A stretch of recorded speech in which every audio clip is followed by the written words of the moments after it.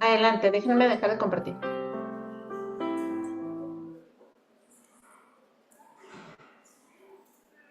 Bueno, pues muchas gracias, Claudia. Buenas tardes a todas las personas que se encuentran en esta sala de Zoom, a quienes seguramente se irán sumando en el transcurso de la sesión.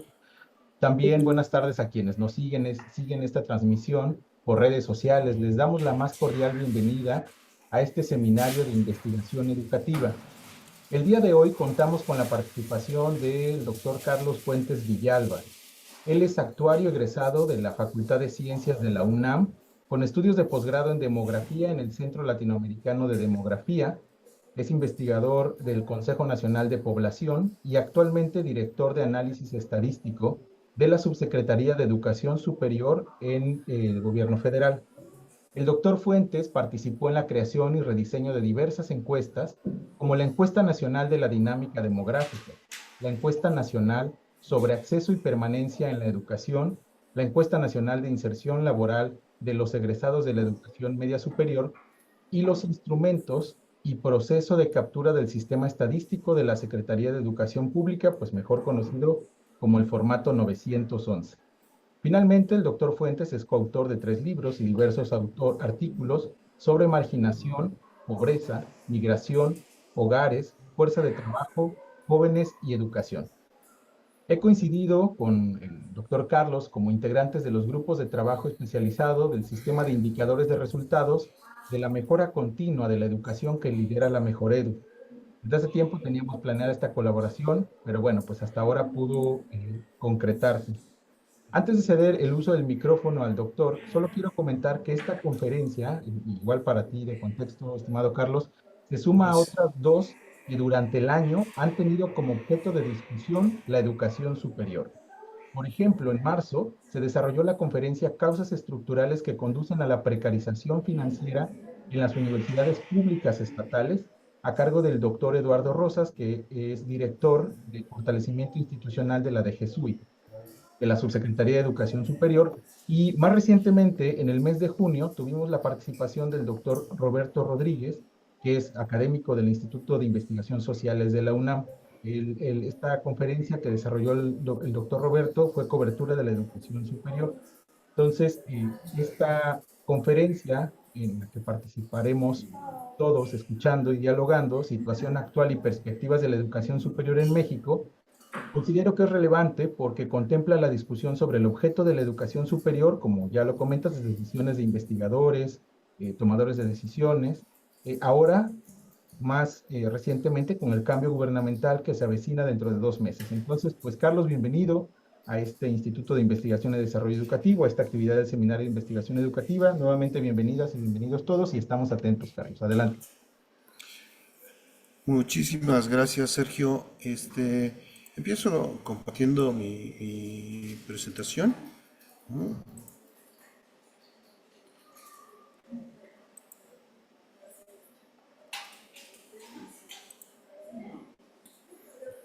Listo, ya se ve. ¿Ya se ve? Perfecto. Bueno, primero un poco en contexto. La educación superior es importante en general en cualquier momento porque es el pináculo de cualquier sistema educativo, ¿no? Porque ahí es donde se genera el conocimiento y ahí es de donde se transmite hacia otros niveles y hacia otros ámbitos de la sociedad. Y también, en particular en México, por 2 razones, a mi parecer, fundamentales. Una, la educación superior, a partir de los recientes cambios en el artículo 3º, pasa a tener el carácter de obligatoria. Uno. Y dos, la nueva conformación regional de los espacios económicos a nivel global, lo que comúnmente conocemos como relocalización industrial o nearshoring, están haciendo que diversas regiones, diversos países se fortalezcan, y en particular México, ¿no?, se fortalezcan y desarrollen herramientas para aprovechar este rearmado geoeconómico que está sucediendo en el planeta. Entonces, en esas dos cuestiones me parecen fundamentales para atraer la atención sobre la educación superior Amén de lo que comentaba hace un momento, antes de que empezara la reunión con Sergio, donde le decía que este anuncio de la presidenta electa, donde dice que va a haber una Secretaría de Investigación Científica e Innovación, lo cual desde mi muy particular punto de vista me parece muy adecuado, ¿no? Muy adecuado, sobre todo por el tema de la relocalización industrial y la recomposición regional de las economías. Me parece que es muy, muy adecuado aprovechar un poco o un mucho la innovación para potenciar el desarrollo económico del país, y no solo del país, sino de toda la región. Bueno, con ese contexto quisiera empezar con unas láminas justo de contexto. ¿Dónde está la educación superior mexicana en el contexto mundial? Aquí tenemos una serie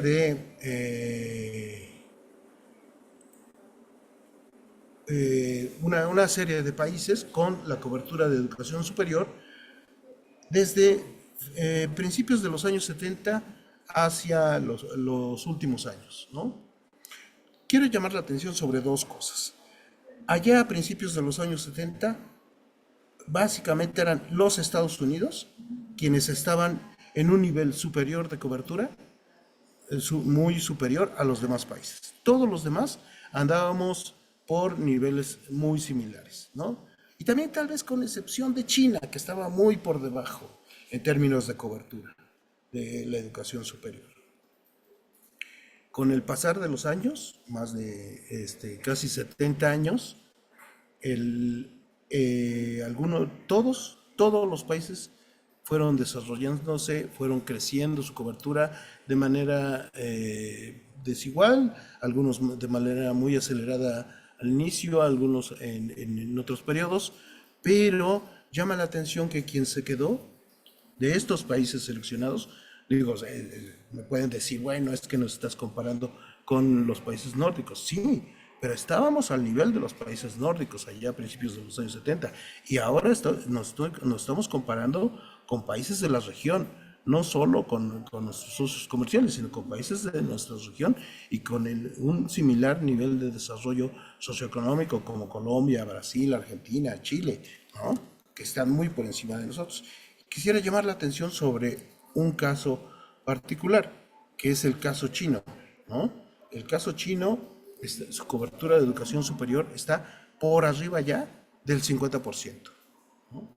Que ese es otro dato también de llamar la atención. Todos los países en esta lista tienen arriba del 50% de cobertura en educación superior en estos momentos. Bueno, sí, entonces ahí tenemos un foco rojo y un asunto principal a atender en términos de la educación superior. Tenemos que aumentar nuestra cobertura, pero en un marco de inclusión y de equidad. Y de equidad no solo en términos socioeconómicos, pero también en términos regionales, como podemos ver más adelante. Aunque, ¿no? Un poco esta presentación va a ser sí, pero, ¿no? En ese sentido.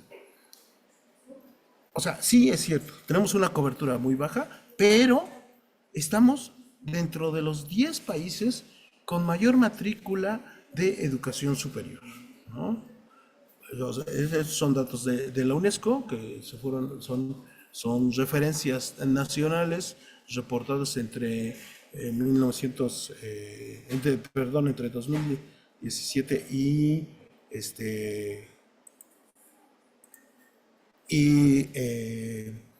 2022, ¿no? Y ahí podemos ver que se ocupa el octavo lugar, ¿no? Tenemos, o sea, por arriba de Irán y por arriba de Japón, estamos dentro de los 10 países con mayor matrícula. Que es importante, digo, estamos, o sea, no es un dato menor estar entre los 10 países con mayor matrícula de educación superior. Ahí, perdón, ya,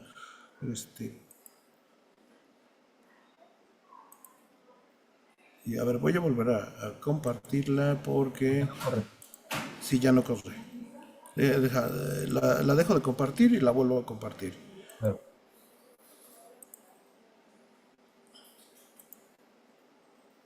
Listo.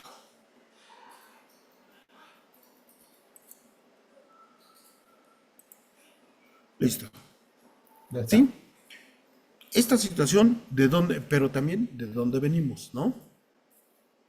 Esto es la cobertura de educación media superior, que son a final de cuentas quienes alimentan el Sistema Nacional de Educación Superior.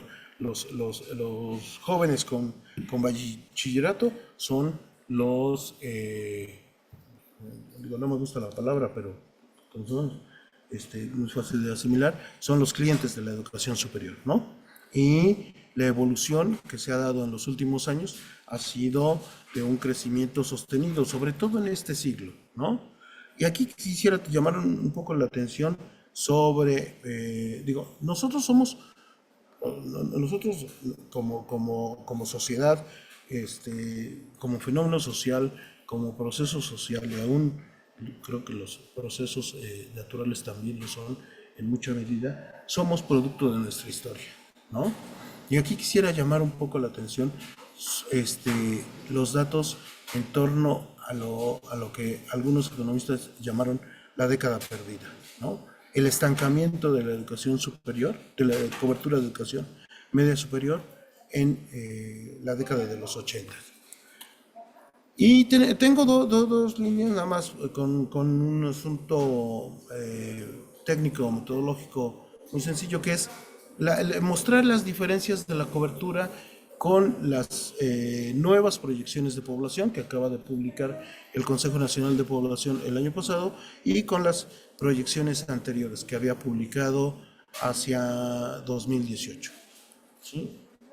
Entonces, esta es la cobertura de educación media superior y esta es la cobertura de educación superior. Aquí es mucho más visible, ¿no?, el estancamiento que se tuvo en la cobertura de educación superior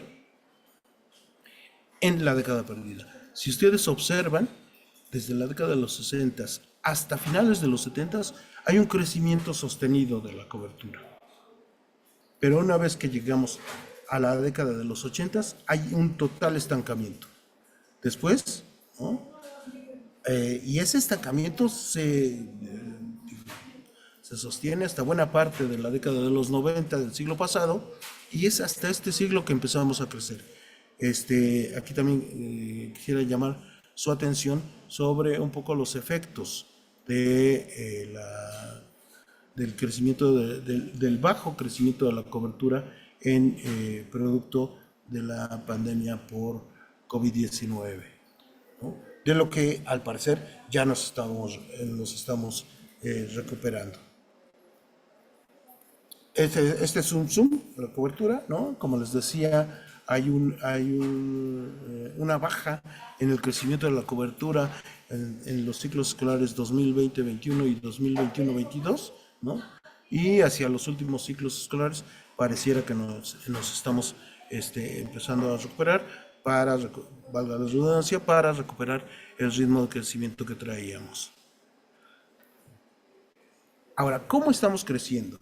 Estamos creciendo mucho, y creo que esta es la tendencia no solo mexicana, sino la tendencia internacional. Estamos creciendo mucho en términos de programas de estudio de lo que en México se le denomina no escolarizados, ¿no? Es decir, que pueden ser programas a distancia, programas abiertos, programas mixtos, ¿no?, combinados, donde hay hay clases presenciales y hay otro tipo de interacción en el proceso de enseñanza-aprendizaje y un nuevo tipo de programas que son los programas de tipo dual, ¿no?, que esos ya vienen también de media superior, que es una parte del conocimiento o las habilidades o las capacidades se adquieren en el lugar de trabajo y otra parte, ¿no?, en otro periodo en otro momento, se adquieren en las aulas. Si ustedes pueden observar, nuestro crecimiento, el crecimiento de la cobertura, se debe básicamente al crecimiento de la matrícula en los programas no escolarizados. Y esa es la tendencia y es hacia donde vamos. No solo, les repito, no solo en México, sino en muchas regiones del mundo, ¿no?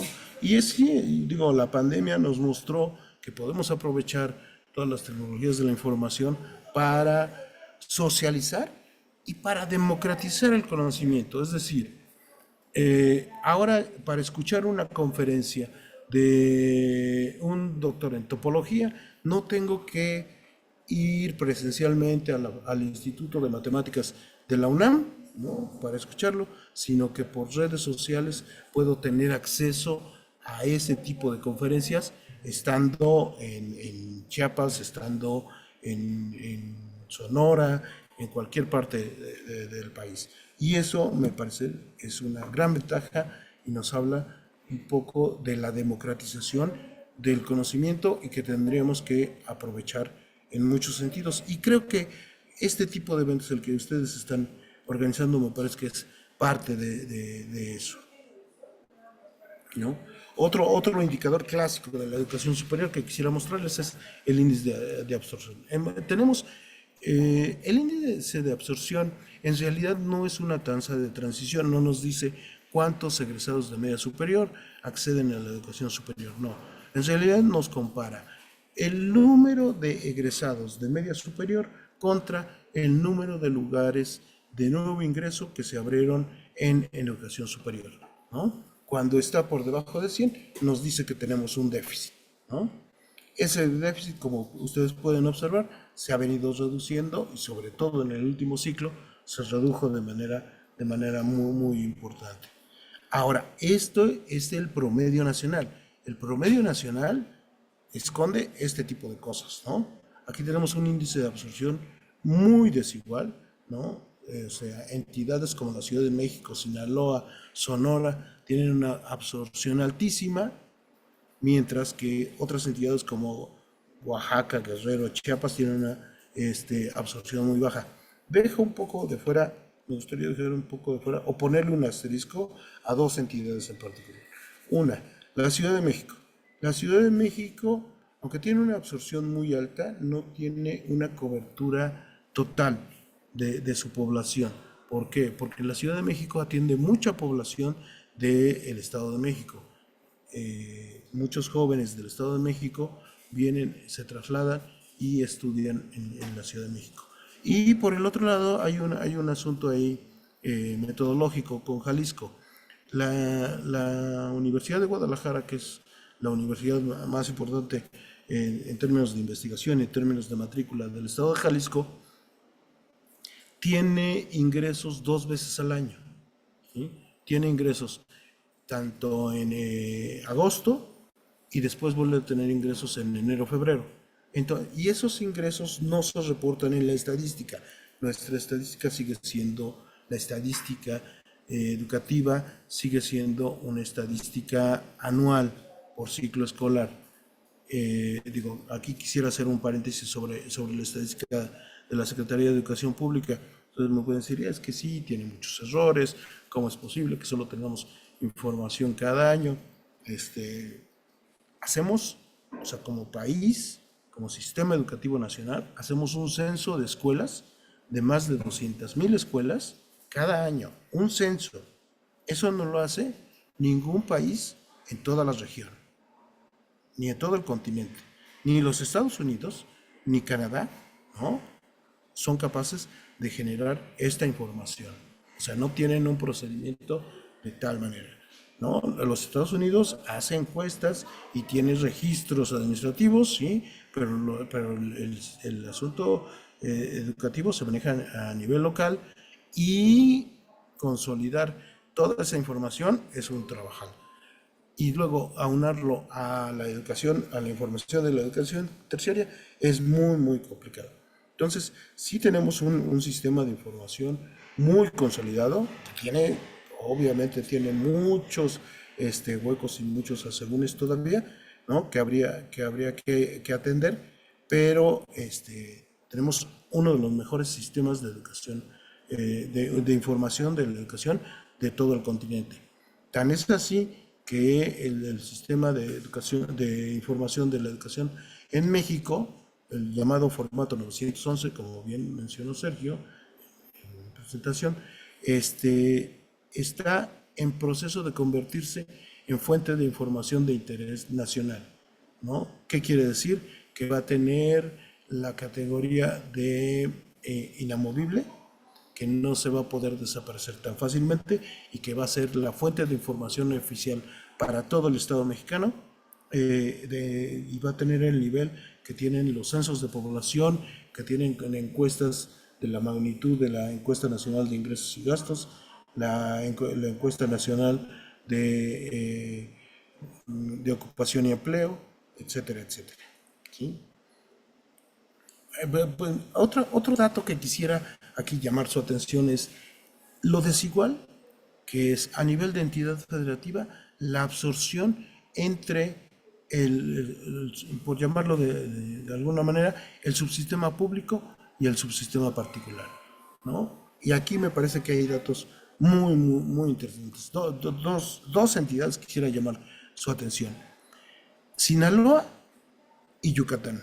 O sea, mientras que Sinaloa, la mayor parte de su absorción corre a cargo de instituciones de educación superior públicas, es decir, de los egresados de educación media superior que transitan a educación superior, o sea, la gran mayoría lo puede hacer hacia instituciones de educación superior públicas. Mientras que por el contrario, ¿no? En Yucatán prevalece la oferta de educación superior, pero en manos de particulares. Entonces, ese tipo de cosas también, ¿cómo se llama?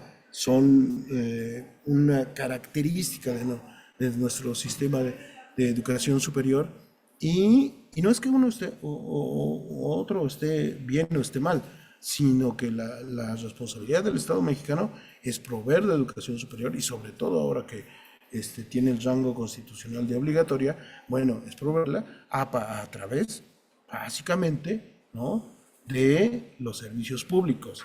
Bienvenidos los servicios particulares que son complementarios y que generan sinergias importantes.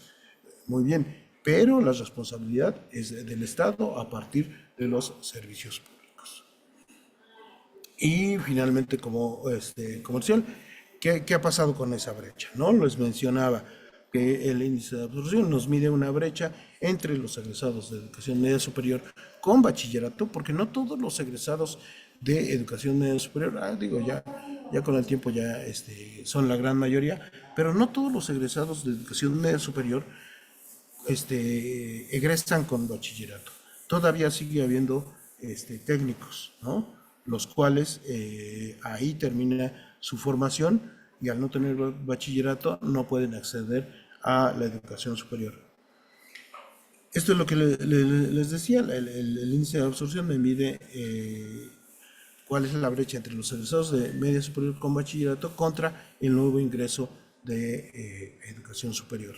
Y en esta administración de alrededor de un déficit de casi 200,000 lugares, ¿no? Hoy el déficit está por debajo de los 90,000 lugares. ¿Sí? Se cerró de manera importante. Y repito, esto no quiere decir que echemos las campanas al vuelo, no. O sea, seguimos teniendo un déficit, no hay espacios suficientes en educación superior para dar cabida a todos los egresados de educación media superior y también eso lleva, o sea, otro punto es que la tasa de transición de los jóvenes que salen de media superior no necesariamente está para echar las campanas al vuelo. Otro dato que quisiera mostrarles es la tasa de abandono, ¿no? Los abandonantes en educación superior, estos básicamente son abandonantes de la modalidad escolarizada, que es la que generalmente acostumbramos medir. La modalidad no escolarizada No se acostumbra mucho a medir, ¿no? Porque tenemos poca experiencia en términos del manejo estadístico, pero además porque tiene muchas irregularidades en términos estadísticos y, y no lo hemos hecho.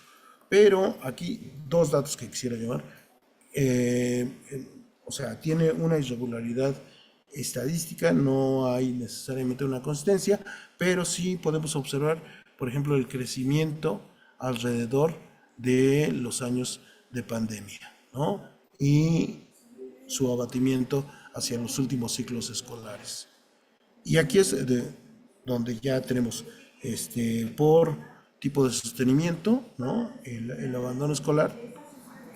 El abandono escolar en términos de las instituciones públicas es mucho menor que el de las instituciones particulares, más regular además, ¿no? Se ve el pico ahí en el ciclo 2021, el pico del abandono.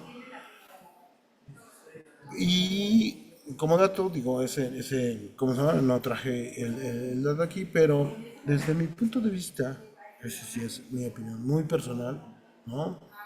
El abandono escolar como tal no necesariamente es un problema de primer orden para la política pública de educación superior, porque está alimentado en mucho por no el abandono. O sea, bueno, sí hay abandono de los jóvenes de ciertas instituciones, de una institución de educación superior, la abandonan, pero no abandonan la educación superior.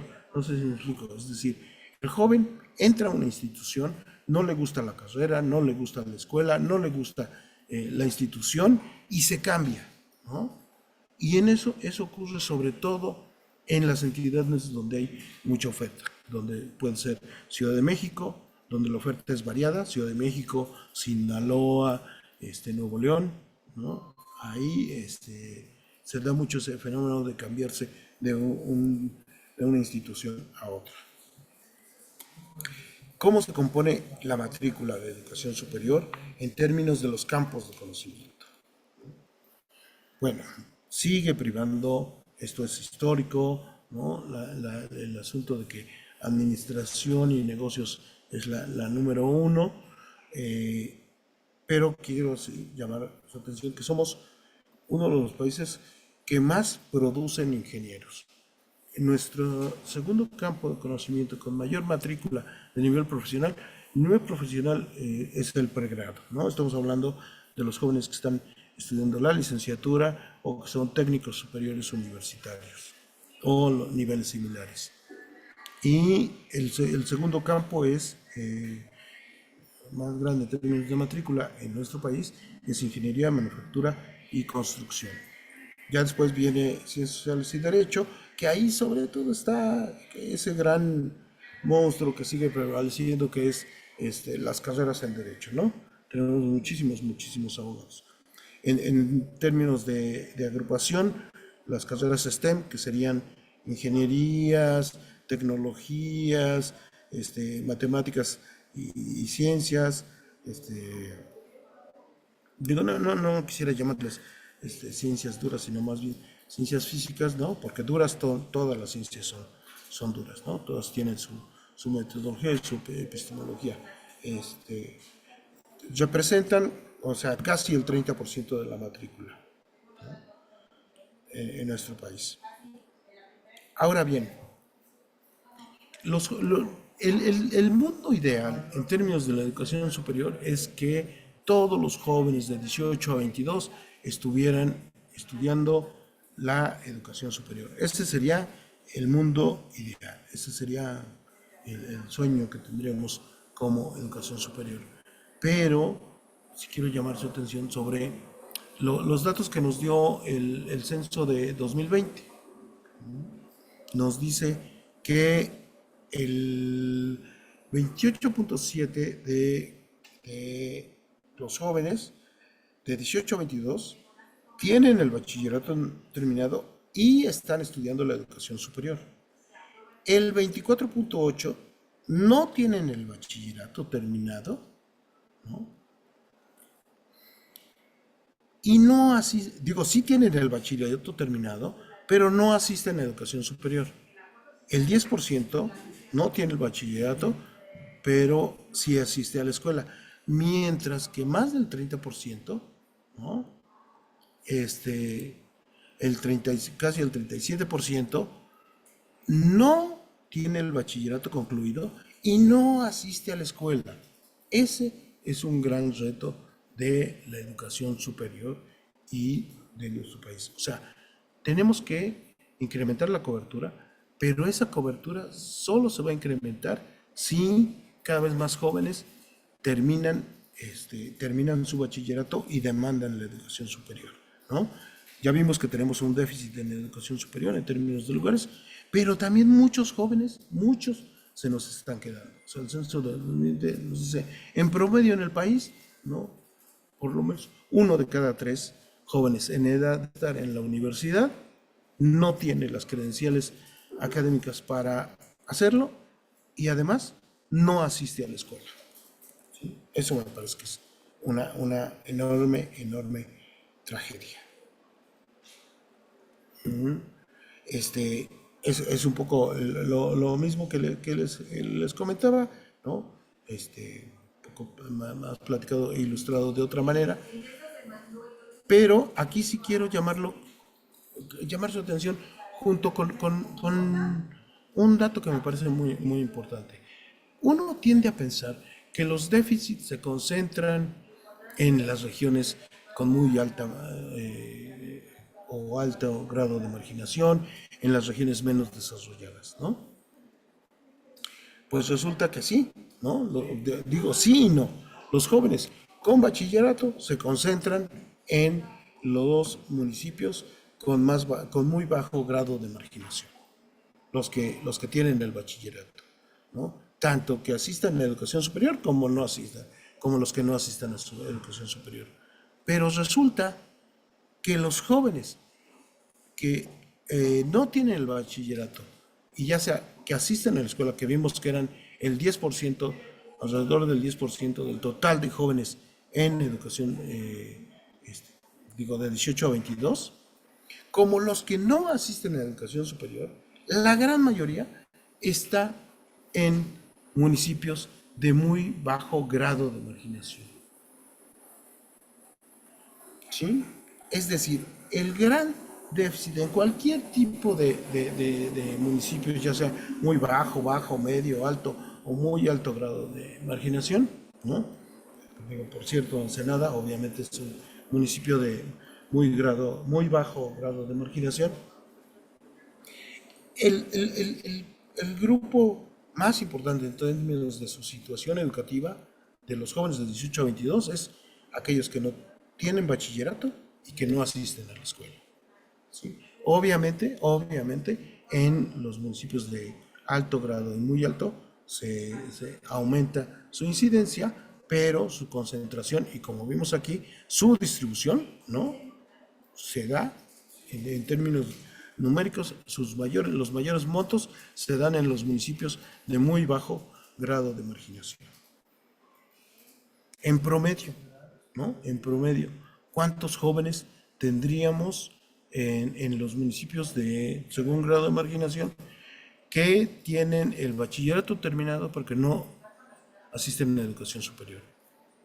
En los municipios de muy bajo grado de marginación, es decir, si yo tomo un municipio de muy bajo grado de marginación, me voy a encontrar alrededor casi 3,000 jóvenes que tienen el bachillerato de 18 a 22, que tienen el bachillerato terminado y que no asisten a educación superior. Es decir, allí tengo una oportunidad para desarrollar escuelas de educación superior. Y entonces escuelas como el modelo de la Rosario Castellanos, ¿no? Pueden funcionar muy bien, y sobre todo en los municipios de muy bajo grado de marginación, que son básicamente las ciudades. No recuerdo el dato, pero el crecimiento de la Universidad Rosario Castellanos en la Ciudad de México es espectacular en los últimos años. Es espectacular, porque, o sea, es digo, perdón por el símil, pero es como una taquería donde no hay oferta de taquerías, ¿no? Entonces, hay tal demanda de educación superior de jóvenes con bachillerato que quieren acceder a la educación superior, que casi donde pongas una escuela va, va a tener éxito. Estos datos, si simulamos las coberturas de educación superior, ¿hacia dónde nos llevarían? Pues la cobertura, según el censo, ¿no? El censo de 2020, teníamos 42.3, que es más o menos lo que nos dio la estadística oficial de la SEP, ¿no? Pero aunque le diéramos cabida a todos los jóvenes de 18 a 22 con bachillerato terminado, solo podríamos incrementar hasta el 66.9. En términos de los municipios de muy bajo grado de marginación, alcanzaríamos el 73.6. Digo, dejé ahí también la cobertura neta, que simplemente es, la cobertura bruta es cuántos espacios en educación superior hay con relación a los jóvenes de 18 a 22. Y la cobertura neta es cuántos jóvenes de 18 a 22 están en la educación superior con respecto, obviamente, al grupo de 18 a 22 años. ¿Sí? Otro dato que me parece importante y que mencionaba es, ¿y qué pasa con los jóvenes de menores recursos? Bueno, pues esta es la historia de la estadística que tenemos de las últimas décadas. A partir de los datos de la Encuesta Nacional de Ingresos y Gastos de los Hogares, podemos observar lo siguiente, ¿no? Hay algunos estancamientos, desgraciadamente, no hay mucha información y no es equiparable la información hacia atrás, están muy espaciadas las encuestas y son muy complicadas. Su manejo, no podemos ver el estancamiento de los 80s, pero sí vemos como los crecimientos a partir de la década de los 90 son de manera muy, muy desigual, ¿no? Hay hasta por ahí caídas que parecieran más que habría que analizarlas tanto en términos estadísticos, ¿no? Más a fondo, habría que analizarlas más a fondo, como en términos de fenómeno social, que fue lo que realmente pasó. Porque digo, como dato, les cuento, en 2012 resulta justo cuando la cobertura de los 4 primeros deciles es la más baja, ¿no? Digo, cuando hay una caída con respecto a la medición anterior, justo en 2012 es cuando más becas se dieron en educación superior. En los últimos años ha habido un cambio en la política de las becas de educación superior. Solo está las becas Benito Juárez para educación superior. Todos los otros programas del gobierno federal desaparecieron. Digo, sin mencionar a CONACYT. CONACYT es otra cosa. Y solo están las becas que dan las propias universidades, ¿no? O algunos gobiernos estatales. Pero como programas del gobierno federal solo tenemos ya en la actualidad un programa de becas. Pero eso no hizo, sino, no es que operara al contrario, sino que el crecimiento que se dio entre 2018 y 2020 en la cobertura de los jóvenes, en la cobertura de educación superior de los jóvenes con menores ingresos, es el crecimiento más alto que se ha dado en la historia de los datos que nos ofrece esta encuesta, la Encuesta Nacional de Ingresos y Gastos de los Hogares. Nunca habíamos tenido un crecimiento tan alto como el que tuvimos entre 2018 y 2020. ¿Sí? Obviamente 2020 y 2022 tenemos ahí un pequeño estancamiento, o el crecimiento es mucho menor, obviamente por razones de la pandemia, ¿no? Y aquí está justo por quintil de ingresos, cómo se dio este crecimiento en términos de cobertura, cómo se dio bueno, pues se dio en los 4 primeros quintiles, el último permaneció, ¿no?, más o menos constante, y aquí está justamente cuál es ese crecimiento. Son los 4 primeros quintiles y sobre todo los 3 primeros donde se da el mayor crecimiento de la cobertura de educación superior. En el quinto quintil, como habíamos visto en las gráficas anteriores, no hay mayor crecimiento, y en el cuarto el crecimiento es muy pequeño, ¿no?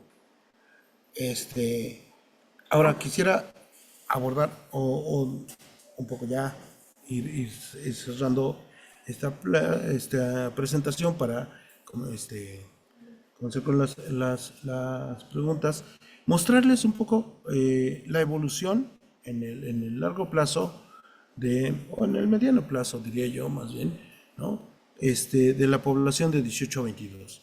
Bueno, venimos de una época de un alto crecimiento, de altas tasas de fecundidad, donde actualmente nuestras tasas de fecundidad están casi en niveles de reemplazo en términos promedio para todo el país, ¿no?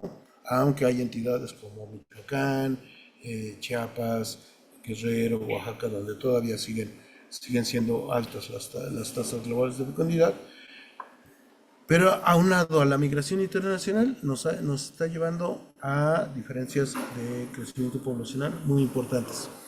Y aquí les muestro los datos de cómo está evolucionando y cómo evolucionará la población de 18 a 22, que es la que en términos ideales debería de estar accediendo a la educación superior. No hay grandes cambios, son las dos últimas proyecciones de CONAPO, la proyección que se hizo a partir de la encuesta intercensal y la proyección que se hizo a partir del censo de 2020, el último censo de población. No hay grandes cambios, simplemente mostrarles que, como les mostraron en las primeras láminas, tenemos alrededor de un poco más de 5 millones de estudiantes en la educación superior, ¿no? Hacia los próximos años, la población de 18 a 22 va a rondar más de entre los 11, y va a declinar un poco más, pero va a estar entre los 11 y 10, entre los 10 y 11 millones de jóvenes. Eso implica que para tener una cobertura universal de estos jóvenes, tendríamos que aumentar el número de espacios de la educación superior, casi duplicarlos. Es decir, tendríamos que duplicar en los próximos años el número de espacios que actualmente tenemos en educación superior. Y bueno, yo hasta aquí la dejaría para que pudiéramos hacer alguna pregunta o alguna duda, ¿no? Alguna Gracias. crítica, obviamente. Gracias, Carlos, por la presentación que haces ahora de esta información, que además es interesante justo porque son datos que seguramente están disponibles, pero que tú has venido, digamos, siguiéndole la pista. Hay aquí varios colegas que están interesados en el campo de la educación superior, parte de sus objetos de estudio, tanto de los estudiantes de maestría y doctorado, como te platicaba, y de algunos académicos, es justo la educación superior. Y bueno, más bien me interesaría ceder el uso del micrófono a quienes quisieran plantear alguna pregunta, para poder arrancar con esta jornada de diálogos. Así que adelante, quien guste comentar, quien guste plantear alguna inquietud, está abierto el uso del micrófono.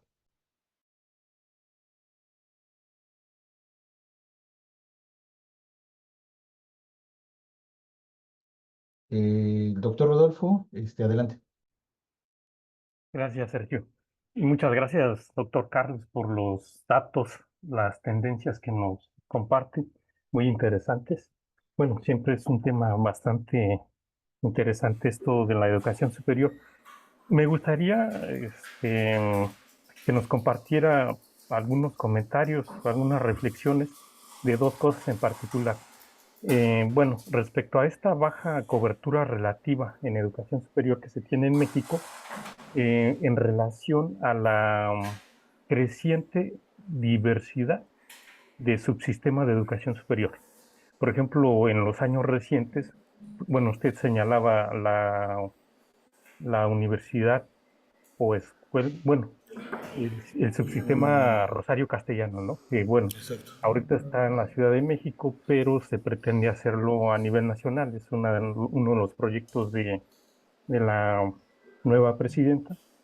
Y también está el otro proyecto de Universidad de la Salud, que igual es de la Ciudad de México, pero que se pretende hacer a nivel nacional.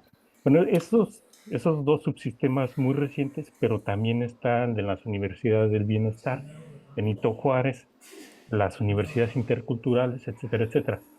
Entonces, ¿cree usted que es adecuado intentar, digamos, atender una mayor demanda de educación superior con la oferta de estos subsistemas?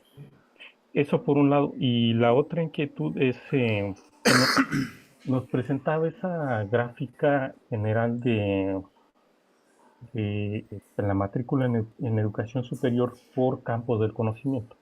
Entonces, en primer lugar, aparece ahí administración y negocios, y en segundo lugar, las ingenierías en general, ¿no?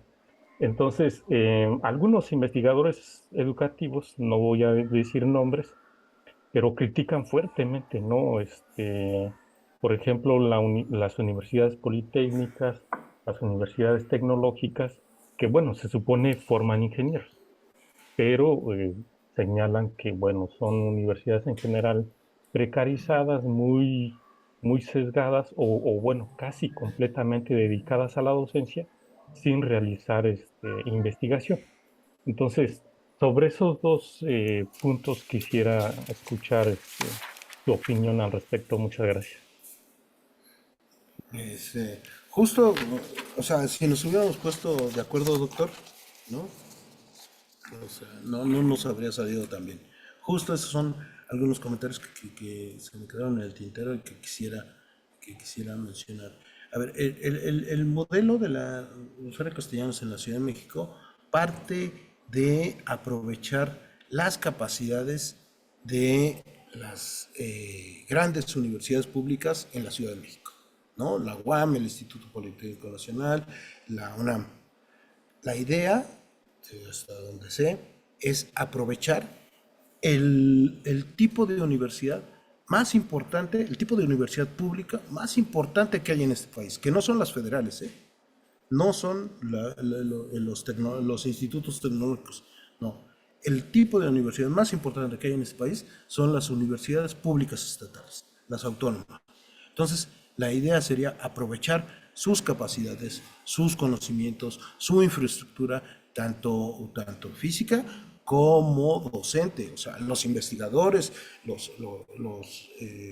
los docentes están ahí, ¿no? Entonces, aprovechar esta infraestructura y hacer las alianzas pertinentes para ampliar las Rosario Castellanos ¿cómo se llama? Y complementar la oferta en cada entidad federativa. Me imagino que se verá pues en cada situación de manera distinta, porque hay diferentes problemáticas. No es lo mismo Sinaloa que Chiapas, ¿no? Sinaloa, donde la oferta pública es muy importante, o Chiapas, donde la oferta en general es muy baja, pero además priva la oferta particular, ¿no? Entonces me parece que puede ser relevante con ese aspecto. Otro dato que le quisiera comentar y que siempre se queda en el tintero es, solo en 11 entidades del país se forman médicos especialistas. O sea, esa es una tragedia. No puede ser que solo en 11 entidades estemos formando médicos especialistas, cuando los médicos especialistas los necesitamos a lo largo y ancho del territorio nacional, ¿no? Digo, no traigo el dato, pero no en todas las entidades se hace ciencia básica. Y ahí me uno al asunto, al otro comentario sobre las universidades tecnológicas y politécnicas. Creo que en muchos casos, no solo cierto tipo de universidades, sino en general, la relación entre la matrícula profesional o de pregrado y la matrícula de posgrado y la complementariedad que dan los programas de posgrado a los programas de pregrado, ¿no? Es muy baja en nuestro país, muy, muy baja. No recuerdo el dato, pero tenemos algo así como 10 a 1, menos de 10 a 1, ¿no? 10 alumnos de pregrado por cada alumno de posgrado, ¿no? Cuando en otros países la relación es mucho más alta. O sea, ese es otro dato que se necesita. Se necesita impulsar el posgrado, diversificarlo, tanto en términos temáticos como en términos regionales, y hacer que las universidades se conviertan en universidades completas, ¿no? Es decir, que tengan los dos niveles de oferta educativa, tanto de nivel profesional como de posgrado. ¿Por qué? Porque el posgrado es fundamental. Ahí es donde se genera el conocimiento. El conocimiento se genera en el posgrado. Es cierto, se transmite en el nivel profesional, pero el conocimiento se genera en el posgrado. Y ahí es donde se genera la innovación. Y ahí es donde podemos hacer alianzas estratégicas con el sector público, con el sector privado, con la industria, con el comercio, con etcétera, etcétera, etcétera, ¿no? Y hacer las críticas del modelo y hacer, o sea, muchas cosas, ¿no? Pero necesitamos posgrado, sí, hay muchas universidades que desgraciadamente su diseño, ¿no? Y no solo su diseño, sino la precariedad de recursos no les ha permitido avanzar en la conformación de un posgrado adecuado. O sea, las universidades tecnológicas politécnicas tendrían que tener en un futuro cercano, lo más cercano posible, obviamente, unidades de posgrado, especialidades, especializadas con respecto a sus orientaciones profesionales, todo lo que quieran, pero sí debería de tener, ¿no? No sé si me quedó alguna pregunta por responder, doctor. No, muchas gracias, le agradezco. Gracias a usted. Gracias, Carlos y Rodolfo. No sé si quieran plantear alguna otra inquietud ligada a esto que se comentaba de los indicadores de la educación superior, estas tendencias que ya planteaba el doctor. Si alguien quiere hacer uso del micrófono, adelante.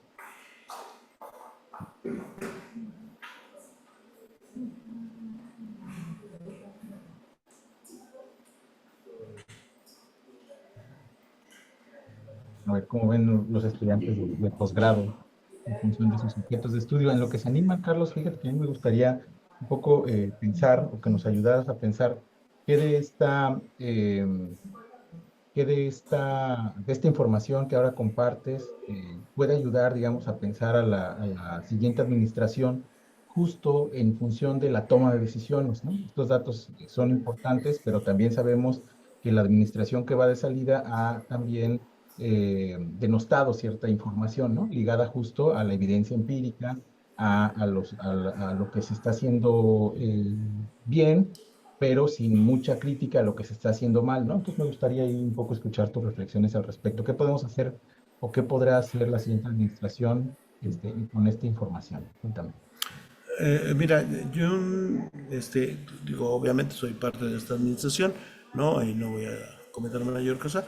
Lo que sí te puedo decir es 5 miembros o miembros, ¿no?, del próximo gabinete son egresadas de la misma escuela donde yo estudié, ¿no?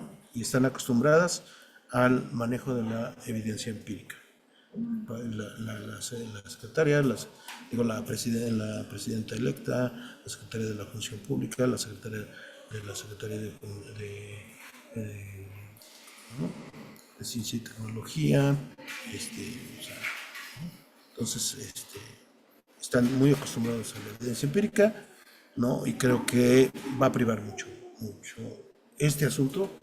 Y no solo va a privar el asunto de la evidencia empírica para la toma de decisiones, sino también el asunto de las alianzas con, con los think tank del conocimiento, ¿no? Creo que va a ser importante desde mi punto de vista, ¿no? Y entonces, ¿qué sugerencias haces, Carlos, justo para con los datos o la información? ¿Qué tendría que tomar en cuenta esta administración entrante en función de esto que ya conocemos y que tú compartes con nosotros? Mira, o sea, tenemos, yo creo que hay que, o sea, son diversos temas que hay que tomar en cuenta, ¿no? El asunto de las vocaciones económicas y la transformación de las vocaciones económicas en razón de la relocalización industrial, ¿no? O sea, la maquila ya no se está ubicando en la frontera norte y ya no, espero, ¿no? Y deseo y creo que se está dando así, ya no solo es maquila, porque en la década de los 80 y de los 90 tuvimos maquila. Y sí, o sea, dio mucho trabajo, pero sin transferencia tecnológica. Y, o sea, necesitamos generar nuestra propia tecnología, nuestra propia innovación, pero a partir de alianzas con transferencia tecnológica. O sea, si tú te fijas, o sea, los chinos agarraron al mundo, dijeron, tú vente para acá, yo te cobro barato, yo, ¿cómo se llama?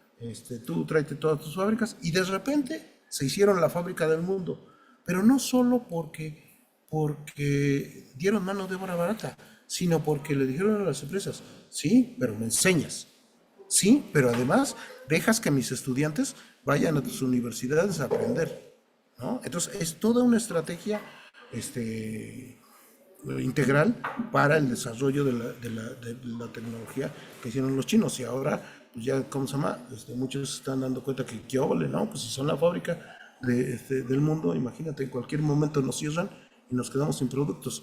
Entonces, pues eso está haciendo que se localicen muchas industrias. Entonces tenemos que aprovechar también esas experiencias, ¿no? O sea, tiene que haber transferencia y tenemos que volver a generar nuestro conocimiento en el llamado milagro mexicano. Se generaba mucho conocimiento en las universidades, ¿no? O sea, hay por ahí anécdotas de Einstein discutía con dos jovencitos estudiantes mexicanos que fueron los creadores de la carrera de matemáticas y de física en la Facultad de Ciencias, y discutían distintas versiones de la teoría de relatividad, ¿no? O sea, tenemos que aspirar a ese tipo de cosas, de volver a sentarnos a discutir con la crema innata de la generación del conocimiento. Y tenemos que fortalecernos. Pero además, espero que no se malentienda mi comentario, no con un proceso de descentralización, no voy a ir contra la historia. O sea, porque siempre que pensamos en innovación decimos, hay que descentralizar la Ciudad de México. O sea, tenemos 3000 años de historia y la Ciudad de México sigue siendo la Ciudad de México. O sea, la Ciudad de México era ciudad desde antes que hubiera ciudades de esa magnitud en Europa, ¿no? Entonces, es inmensa y siempre va a ser el centro. Pero sí tenemos que empezar a pensar en generar ciencia básica en las entidades federativas, en generar tecnología, generar todas las áreas de conocimiento en todas las entidades federativas. Habrá algunas entidades que, por ejemplo, Quintana Roo, pues seguramente Quintana Roo va a optar más por un asunto de administración, de servicios, ¿no? Por su propia vocación, ¿no? Sonora, ahora con el asunto del litio, seguramente también girará más hacia el asunto de las energías, etcétera. Sí, pero tenemos que diversificar esa oferta, ¿no? Diversificar mucho esa oferta y soportarla con la oferta pública, ¿no? Bienvenida a la oferta particular, pero esa tendría que ser totalmente complementaria. Ese Gracias, sería Carlos. Brenda, adelante. Brenda es estudiante de la maestría en ciencias educativas. Adelante, Brenda. Hola, ¿me escuchan? Sí. Sí, muy bien, gracias. Ok. Muy buena su presentación. Me agradó. Estoy haciendo una tesis sobre la educación superior, especialmente el acceso en una universidad pública estatal. Y bueno, usted mencionó esta parte de los estudiantes, más que nada el grupo poblacional, ¿no? Pero me gustaría saber si tiene datos sobre el personal docente existente en educación superior, como que conocer la población que conforma la docencia universitaria. Es decir, cuál es cómo está clasificado, fragmentado por subsistema y por el tipo de profesor que llega a ser, ¿no? Si es de asignatura o de tiempo completo. Y la otra es una duda, no sé, un tanto burda porque he comparado las cifras que llegan a emitir en ese catálogo de principales cifras de educación, que tiene básica, media superior y superior. Si las cifras de educación superior son similares a las que registra el anuario estadístico de la NUYES. Ujú.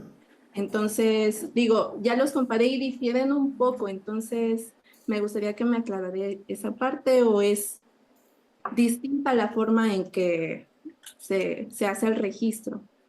Bueno, eso es todo. Sí, sí, desgraciadamente digo, si quieren, voy a, como se llama, poco darle orden a la presentación y se las hago llegar, ¿no? Y le meto algunos datos sobre docentes para que tengan alguna idea. Sí es cierto, fue algo que no incluí, es un dato importante, es un dato, me parece fundamental a tomar en cuenta y a tomar en cuenta en la evolución del sistema de educación superior, ¿no?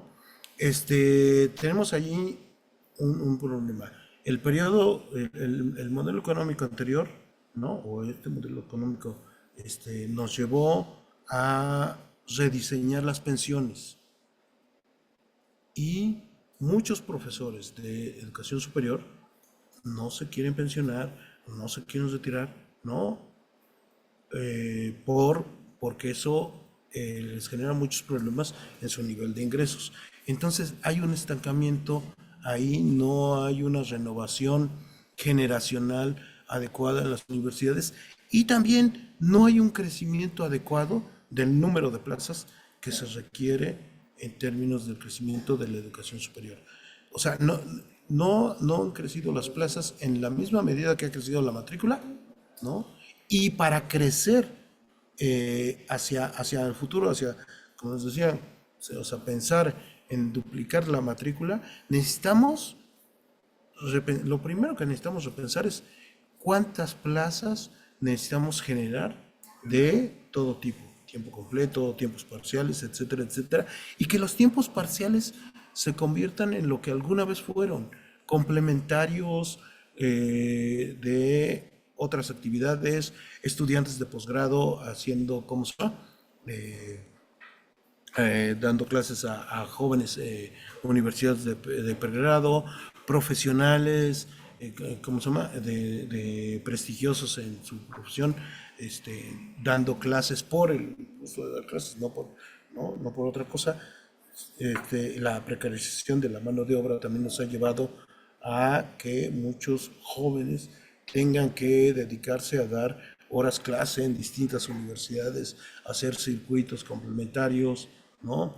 Porque además no se abren las plazas de tiempo completo. Entonces, es toda una problemática y creo que ahí el asunto es repensar el financiamiento de la educación superior, pero partiendo de cómo mejorar la carrera docente, ¿no? Un poco lo que se ha venido haciendo en educación básica, pero ahora empezar a trasladarlo al nivel medio superior, sobre todo al superior. Esa es una. Y otra, el dato sobre la estadística, se supondría que son la misma fuente de información. ANUYES hace años, dejó de recabar su información propia y ahora lo que hace es usar el formato 911 de la SEP como la fuente de información. Porque como les digo, es universal ese formato, ¿no? No hay otra forma de recabar información de todas las instituciones de educación superior.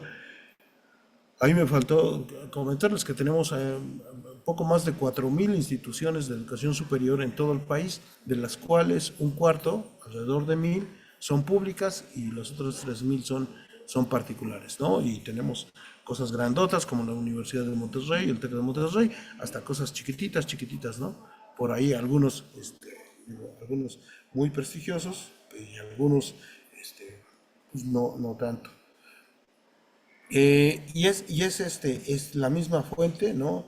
Difieren tal vez por el tratamiento, o tal vez también difieren por el tratamiento de la información y por la referencia, ¿no? A veces se refieren a la información del formato 911, tanto en educación básica, media superior o superior, se refiere al inicio del ciclo escolar en funciones. Cuando yo les daba algún dato del ciclo 23-24, el dato se refiere más o menos como a octubre, ¿no? de 2023. A lo mejor ahí esas son esas pequeñas diferencias. Y como les decía, este formato está en proceso de convertirse en fuente de información de interés nacional, con lo cual se vuelve de uso obligatorio para todas las entidades de Estado. Gracias, Carlos.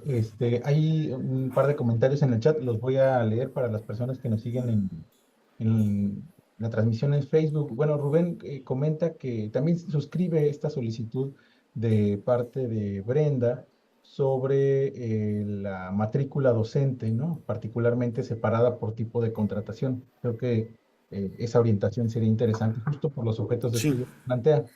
Y el otro comentario también lo puedes seguir aquí en el chat. Dice, partiendo de este último comentario de tu intervención, nada más agregar a la charla qué rol deben jugar las universidades en la creación de políticas educativas a nivel nacional. ¿Cómo lo percibes tú? Y bueno, sumando al factor docente, te pregunta Carla Ruiz, que es estudiante del doctorado aquí en el instituto, si has hecho algún análisis sobre los doctores que entran al SNI o tienen información, ¿no?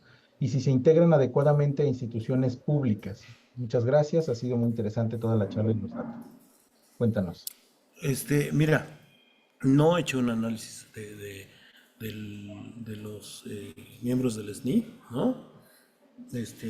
Mi opinión personal es, eso es muy personal, muy personal. El SNI no debería de existir, ¿no? O sea, no debería de haber sobresueldos, ¿no? Por investigar o no investigar. Todos los investigadores deberían de estar investigando y deberían de estar ganando lo suficiente para dedicarse de tiempo completo a investigar. Todos. Ese es mi punto de vista muy, muy particular, ¿no? Digo, tú podrías generar sinergias con alguna industria, con algún proyecto en particular, está bien, ¿no? Pero eso tendría que ser temporal, ¿no? Porque me parece que a final de cuentas políticas como el SNI terminan pervirtiendo el trabajo del investigador. O sea, yo provengo del área de matemáticas, ¿no? Ahí, o sea, hacer una innovación, generar conocimiento, no es así enchilame otra, ¿no? Digo, y de ningún área de conocimiento, ¿no? Que no se malinterprete, ningún área de conocimiento. Pero ¿qué obliga al SNI? El SNI te obliga a estar presentando, ¿no? Y esa presentación, ¿no? Hace que pospongas las investigaciones de gran calado, o que las subdividas, o que dejes temas fundamentales de investigar, ¿no? Por estar presentando. Entonces me parece que muchas veces pervierte, ¿no? Y yo creo que, digo, ese es mi muy, muy, muy particular punto de vista, los investigadores deberían, tanto los investigadores como los docentes de tiempo completo, deberían de ganar lo suficiente para vivir de eso, ¿no? Y no tener que andar recurriendo a la zanahoria de los estímulos externos, ¿no? Y por el otro sí, ¿cuál era la otra cuestión? Sí, el rol que deben jugar las universidades en Ah, la creación de políticas a nivel nacional. a mí me parece, o sea, no deberían, no son, digo, no son los tomadores de decisiones, ¿no? Los tomadores de decisiones fueron elegidos democráticamente y sus colaboradores, bueno, pues les responderán a ellos, pero sí tendrían que ser lo que son, think tanks de generación de conocimientos con ciertas especialidades. O sea, requiero generar política pública en materia educativa. Bueno, pues voy a los think tanks de temas de educación, ¿no? Requiero generar política pública en términos de seguridad pública. Bueno, pues debe de haber también think tanks en eso. Y no van a ser, o sea, no es un asunto de que les tengo que hacer caso y no, o no, pero sí tendría que recurrir a ellos, discutir con ellos, platicar con ellos, acercarme, ¿no? Y yo tengo mucha esperanza de que eso ocurra, porque eso ocurrió en la Ciudad de México. Ocurrió en la Ciudad de México, se hizo una red muy importante de universidades, tanto públicas como privadas, para diversos temas, para muchos temas, y la Secretaría de Innovación, ¿no? Secretaría de Educación e Innovación típica de la Ciudad de México, estuvo muy cercana se generaron a una serie de grupos de trabajo. Entonces yo espero, ¿no?, que sí se empezara a dar un giro en términos de política pública en ese sentido. Oye, Carlos, bueno, no hay, digamos, más comentarios, pero quisiera yo, digamos, llamar ahora sí tu atención sobre un asunto que hemos estado discutiendo en los grupos de trabajo especializado con la Mejor Edu. Mi pregunta sería muy concreta. ¿Qué otros indicadores habría que empezar a medir y que no están siendo observados en este momento, ya sea en la 911, o hacia dónde tendríamos que virar la mirada en términos de comunicar información, ¿no? En función de todo esto, esta experiencia que tú ya tienes en el cargo y, digamos, durante este tiempo en esta actividad. Mira, déjame volver a poner una lámina que me parece que es muy ilustrativa. Ahí, ¿dónde la dejé? Aquí.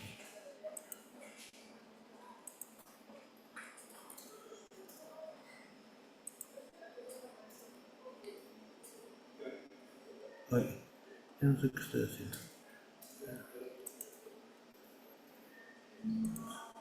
¿Sí se ve? ¿No? La población de 18 a 22, Sí. según su situación educativa.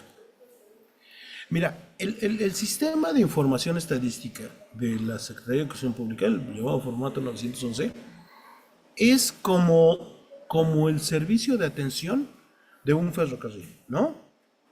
Puede ser bueno o malo, te atiende bien, te atiende mal, se fija en, ¿cómo se llama?, en los que viajan en Pullman, los que viajan en primera, los que viajan en ejecutivo, los que viajan en segunda, en tercera, y los que van en el techo, ¿no? O sea, y puedes hacer que todos vayan de la mejor manera posible, pero tiene un detalle y un error, que es el sistema de información estadístico, como estos sistemas que están diseñados ad hoc, solo se fija en los que van viajando en el tren.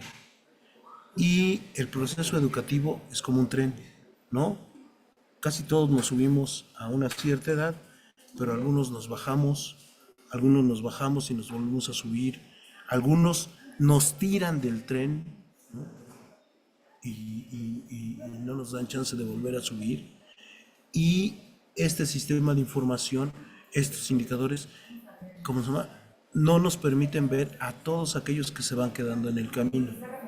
No, si tú ves los indicadores de cobertura, de educación básica, pues estamos muy bien. Pero resulta que el resultado, a final de cuentas, es esto. El 37% de los jóvenes de 18 a 22 que deberían de tener credenciales académicas, porque tienen la edad para asistir a la educación superior, no lo tienen. Y no lo van a tener porque no asisten a la escuela. Esa es una tragedia. Y eso solo nos los da fuentes de información como el censo o las encuestas, ¿no? Digo, el censo es muy bueno en sentido porque su nivel de desagregación es muy alto. Entonces, creo que sí hay que llamar la atención sobre estos grupos poblacionales que se están quedando, ¿no?, fuera del tren educativo. ¿Por qué? Porque necesitamos recuperarlos, necesitamos hacer, o sea, ¿qué política pública vamos a desarrollar para reincorporar todos esos jóvenes que se bajan, que se caen del tren, que los tiramos del tren y, ¿cómo se llama? Y no los volvemos a dejar a subir, ¿no? Etcétera, etcétera. ¿Sí? Pero tenemos que tener indicadores para eso. Y actualmente, en términos educativos, no tenemos indicadores de aquellos que no estamos atendiendo. Generalmente los indicadores son de aquello que estamos atendiendo y decimos, aquí vamos mejor, aquí vamos peor, estos están mejores que estos van más cómodos, estos van más incómodos, etcétera, etcétera. Pero, ¿y los que no van? ¿Dónde están? ¿Cuántos son? ¿No? ¿Es importante? ¿No es importante? ¿En dónde los empezamos a perder? ¿Qué podemos hacer para recuperarlos? ¿Dónde los podemos recuperar de manera más eficiente? ¿Dónde los podemos recuperar para, ¿cómo no? O sea, ¿qué tipo de políticas tenemos que desarrollar? ¿No? Ese me parece que es el gran, la gran asignatura pendiente en términos de indicadores educativos. Pues muy amable, Carlos, por esta charla que has presentado el día de hoy. No sé si alguien más de los integrantes de esta sala tiene alguna pregunta, alguna inquietud.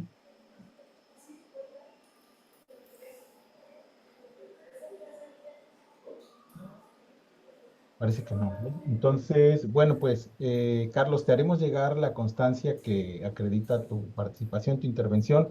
Yo particularmente te agradezco que hayamos concretado esta charla, decía yo al inicio de mi intervención de esta sesión, justo porque ya teníamos pendiente dialogar sobre el tema de los indicadores para el caso de superior, y bueno, con estas tareas que te dejan aquí los estudiantes de maestría. Te agradezco mucho ahí la intervención, la propuesta. Y pues nos despedimos de la presentación que hay en las redes sociales y pues creo que aquí en nuestro colega Juber, Hola. el encargado del área de difusión, comentará.